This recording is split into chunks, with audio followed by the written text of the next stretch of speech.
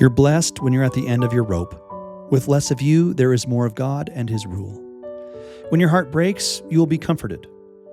If you're humble, everything around you will be yours. You are blessed when you want the right thing. God is the most you could ever imagine. When you show mercy, you get mercy. If your heart is right, you will see God. Try to make peace. God takes great pleasure in that effort. If you get the shaft because you are doing right, take heart. Greater things will come in heaven. You will see good blessings too when they try to harm you for having faith in me. Take pleasure and laugh. You're in good company. All people who suggest non-conforming ideas run into the same treatment. You are the salt of the earth. But if you lose your saltiness, how can the world taste the good flavor? It isn't worth much then, and it is better not to be used. I'll put it to you this way. You are the light of the world. If there is a city on the hill, you can't possibly hide it. The whole city sticks out. Neither would you light a lamp and stick it in a cupboard. You put it out where it does some good. Your house needs light, doesn't it? So does the world. God's colors need to stand out. Let your light be seen so that others can see God's colors too. When you pray, don't be stupid about it. If you want to pray so that the people see you, that's your deal.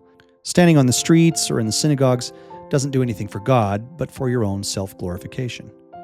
Instead, go into a room, close the door, and pray to God, who will meet you there. And when you say these prayers, don't just say things you don't mean. That does nothing but let you hear your own words. Don't you think God knows what you need? If you believe that, pray something more like this. God in heaven, you are holy, and I am not. Your world come quickly, and what you want to be done here as it is in heaven. Please make it happen. Give us what we must have to survive and forgive our hearts that damage others as you have repaired our hearts for yourself. Deliver us from all that is evil, evil-doing, and evildoers. You have everything in control, and we are thankful we do not have to.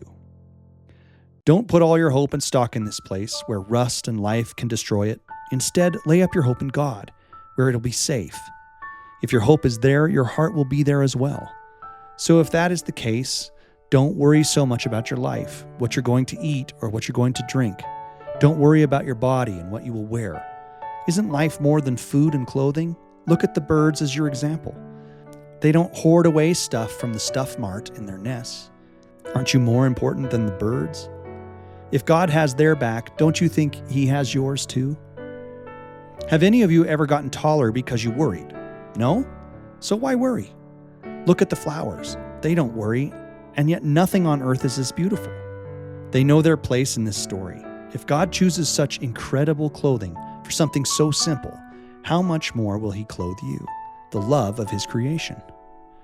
So all you have to do is seek God and His kingdom. Be righteous in your dealings with others so that you can show them the love God already has for them. And the whole blessings of this life and heaven will be given to you. Don't worry about tomorrow. Tomorrow always worries about itself. When you aren't consumed with worry, you can ask and God will give it. If you look for Him, you will find all you ever need.